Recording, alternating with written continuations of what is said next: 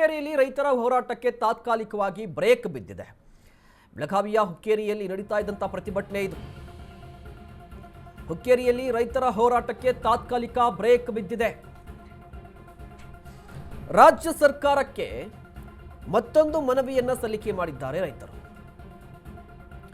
ರಾಜ್ಯ ಕಾಂಗ್ರೆಸ್ ಸರ್ಕಾರ ರೈತರಿಗೆ ಬಹಳ ಷರತ್ತನ್ನ ಹಾಕಿದೆ. ಸರ್ಕಾರದ ಷರತ್ತುಗಳಿಗೆ ರೈತರ ಒಪ್ಪಿಗೆ ಇಲ್ಲ. ರಿಕವರಿ ಇಳುವರಿ ಆಧಾರದ ಮೇಲೆ ಬೆಲೆ ನಿಗದಿಗೆ ಕಬ್ಬು ರೈತರು ಏನಿದ್ದಾರಲ್ವಾ ಅವರು ಆಕ್ಷೇಪವನ್ನು ವ್ಯಕ್ತಪಡಿಸ್ತಾ ಇದ್ದಾರೆ. ಯಾವ ರೀತಿಯಾಗಿರುತ್ತೆ ಅಂತ ಹೇಳಿ, ನಿಮಗೆ ಭೀಮಾ ತೀರದ ರೈತರು ಒಂದು ವಾದ ಇರುತ್ತೆ, ಅದೇ ರೀತಿಯಾಗಿ ಕೃಷ್ಣಾ ತೀರದಲ್ಲಿರುವಂಥ ರೈತರ ಮಾತು ಬೇರೆ ಥರ ಇರುತ್ತೆ, ಅದೇ ರೀತಿಯಾಗಿ ಈ ಕಾವೇರಿ ದಡದಲ್ಲಿರುವಂಥ ರೈತರ ಮಾತೆ ಬೇರೆ ಥರ ಇರುತ್ತೆ.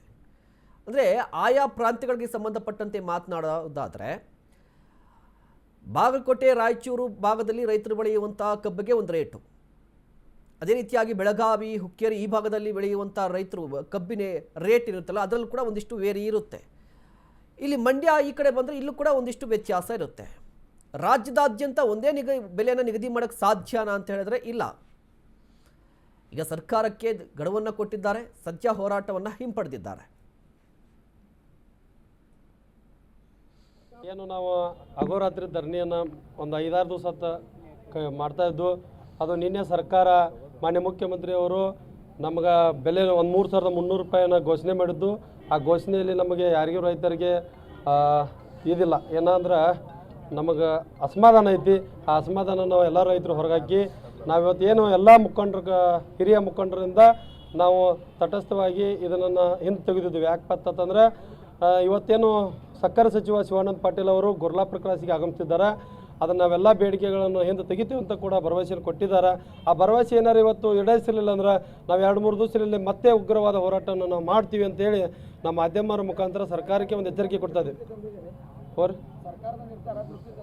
ಸರ್ಕಾರಕ್ಕೆ ನಿರ್ಧಾರ ಕೊಟ್ಟದ್ದನ್ನು ತೃಪ್ತಿ ಇಲ್ಲ. ಯಾಕಂತಂದ್ರೆ ಅವರು ಭಾಳ ಕಂಡೀಷನ್ಗಳು ಹಾಕಿದ್ದಾರೆ. ಆ ಕಂಡೀಷನ್ಗೆ ರೈತರು ಒಪ್ತಾ ಇಲ್ಲ, ನಾವು ಕೂಡ ಒಪ್ತಿಲ್ಲ.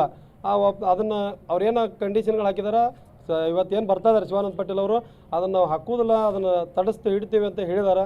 ಆ ಭರವಸೆಗೆ ನಾವು ಇವತ್ತು ತಾತ್ಕಾಲಿಕವಾಗಿ ನಮ್ಮ ಹೋರಾಟವನ್ನು ಹಿಂದೆ ತೆಗೆದಿದ್ದೇವೆ. ಏನು ನಾವು ತೆಗೆದುಕೊಳ್ಳೋದು ಮುಂದಕ್ಕಾಗೋದು ಈಗಾಗಲೇ ನಾನು ನಮ್ಮ ರೈತರ ಮುಖಂಡರನ್ನು ಮಾತಾಡಿದ್ದೇನೆ. ಇವತ್ತು ಈ ವೇದಿಕೆ ಮುಖಾಂತರ ತಮ್ಮ ಅಭಿಪ್ರಾಯದ ಮುಖಾಂತರನ ಒಂದು ನಿರ್ಣಯ ತಗೊಳ್ಳೋಣ. ಯಾಕಂದ್ರೆ ಈಗ ಒಂದು ಧಾರಣೆ ಫಿಕ್ಸ್ ಆಗೈತಿ. ಆ ಫಿಕ್ಸ್ ಆದದಕ್ಕೆ ಕೆಲವು ನಮ್ಮ ಷರತ್ತುಗಳು ಷರತ್ತಕ್ಕೆ ಸರ್ಕಾರ ಒಪ್ಪಿಕೊಂಡಿದ್ದ ಆದ್ರೆ ನಾವು ಇರ್ತೇವೆ, ಭದ್ರ ಇರ್ತೀವಿ, ಇಲ್ಲ ಅಂತಲೂ ಮಾತಾಡಿದ್ದೇವೆ.